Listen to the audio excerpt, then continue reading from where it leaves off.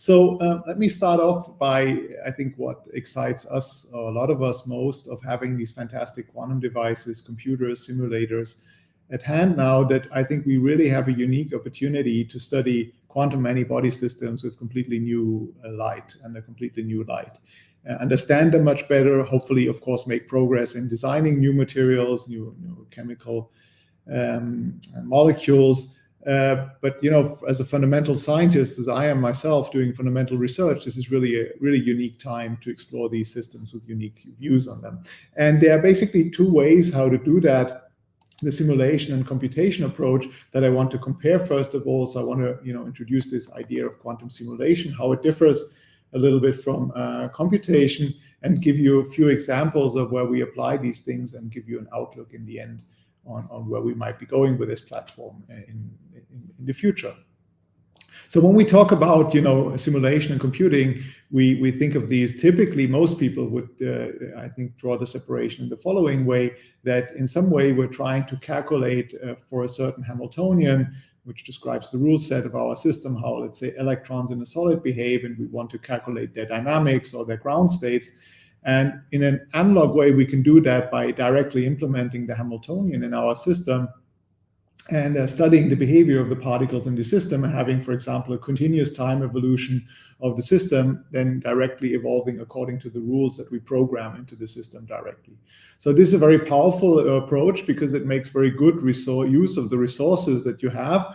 But the downside of this is that it's a non-universal approach, that basically you can only study what you can actually implement in the lab, and you don't have universality of the models that you want to study.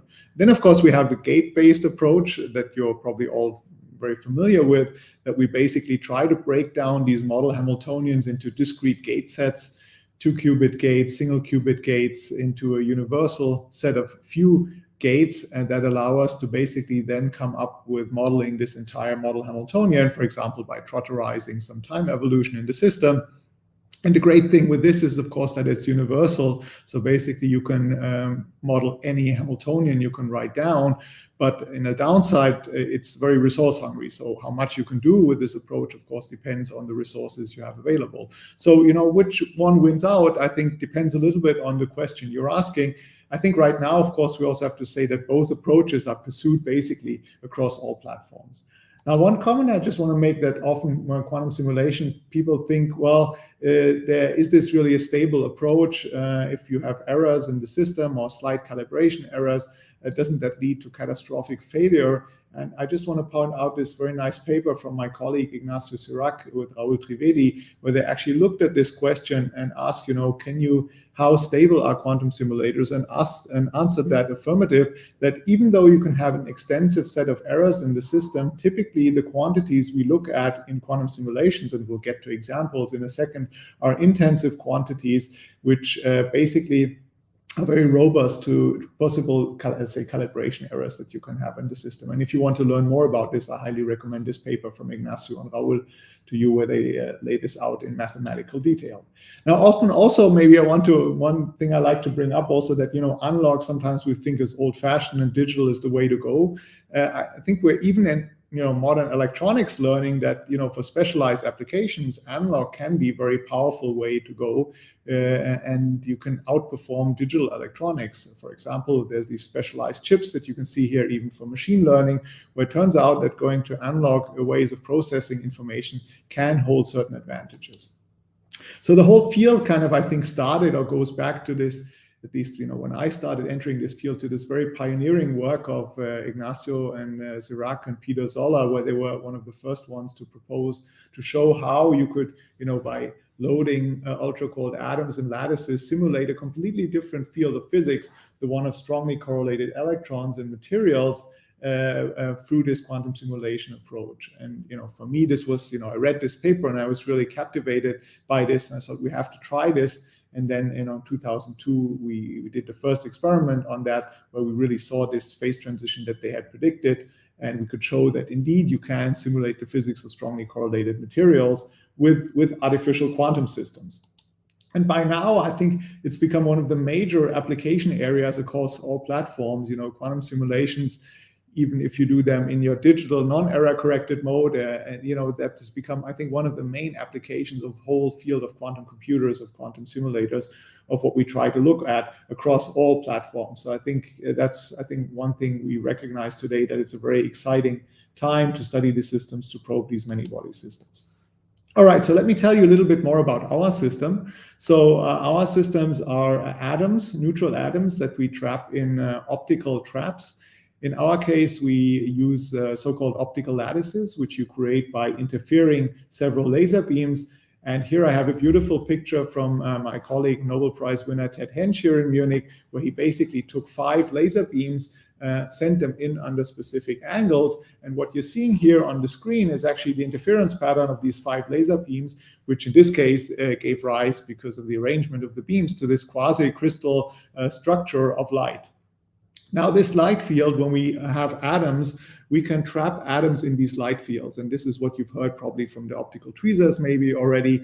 But these atoms experience a trapping potential purely through the light field that they're exposed to. So if we create this crystalline structure out of light for our atoms, it's like a crystal of light in which they behave. So this is how we synthesize the let's say, periodic structure in which we want to trap our atoms.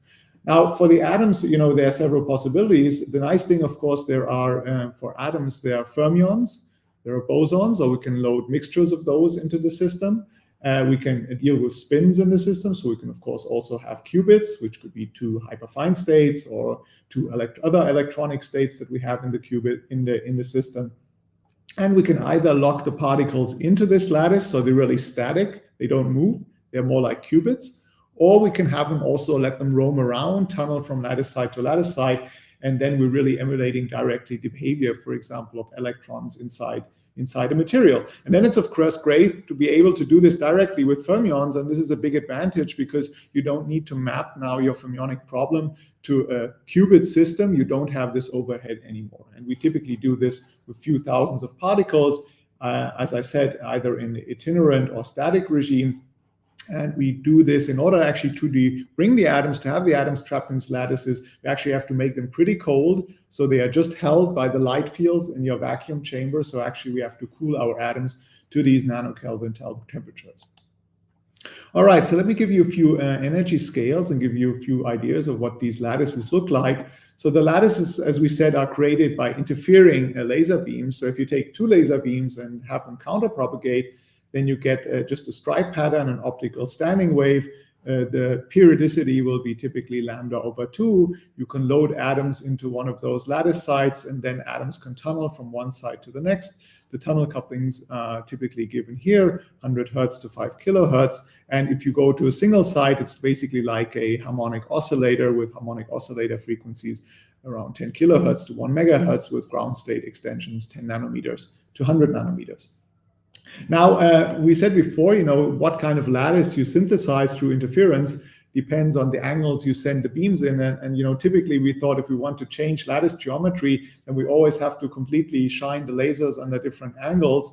And while it's easy for a supervisor to say that, the students are not so happy if you tell them you want now a different lattice geometry, you want to align the whole system again for, several months. So we had to come up with a better idea, and just very recently we came up with this idea how we could realize all these important lattice geometries that you can see here: the square lattice, hexagonal lattice, triangular lattices, Kagome lattices, or so-called leap lattices, in one experimental setup. So we can really just at the tune of a knob change configuration between these different lattice structures that we have here. And keep in mind that, for example, the depth or dimensionality of these lattices is entirely controlled from the outside world through the intensity at which we control the laser light field. So by changing the intensity of the light field, we can make the lattice structure deeper. By dynamically tuning it down, we can make the lattice structure shallower. Now, of course, we want to have these things interact. We want to have study the physics of interacting particles or make gates, maybe. Then we have several things at our hand in the neutral atom community. One possibility is to bring atoms very close so they undergo a collisional interaction. Or you are dealing with magnetic dipoles, so the atoms are like small magnets. Or you're dealing with molecules which can have an electric dipole, then you have a dipole-dipole interaction. Or you're dealing with these Rydberg atoms where you excite an atom to a highly excited state where it can then interact with another Rydberg atom and have interaction energies up to the gigahertz scale. Or you can put these atoms in cavities and then have the atoms talk to each other by the light that's propagating in this cavity, talking to these individual atoms in the cavities.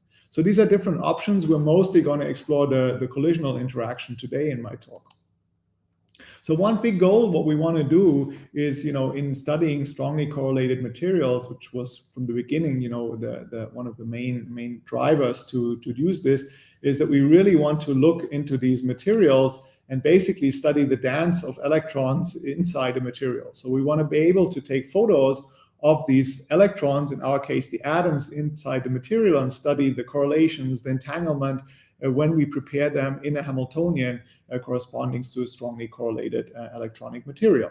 And the way to observe the atoms, a tool has been this fantastic technique of quantum gas microscopy, which was developed by my colleague Markus Greiner in Harvard and our group here in Munich, that allowed us in 2010 to take pictures of these atoms that are stored in this lattice in, let's say, a single plane, a single 2D plane.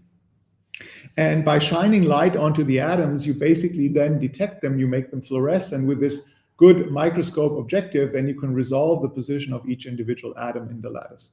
And here's a picture actually of one of my former postdocs, Jaeyoon Choi in Korea, that he took, showing you a picture of thousands of atoms that are in such a lattice where you can detect individual atoms with very, very high signal to noise quality. You can tell whether there's an atom on the lattice side or not. In this case, obviously, it's a square lattice configuration that you're seeing.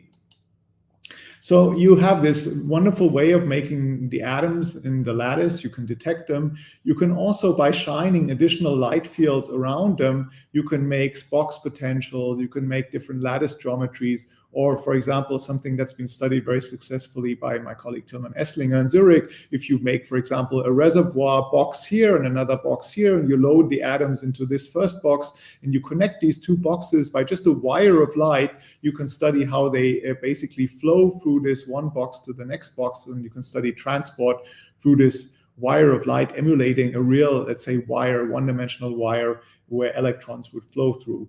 And then we can shine in, laser light onto individual atoms to manipulate their spin state or move them around, for example. This is a bit harder for us in the lattices and in, for example, the tweezer platform, simply because the spacings in our case are typically an order of magnitude closer, shorter than the spacings you have between optical tweezers. There it's around 5 micrometer. For us, it's around half a micron.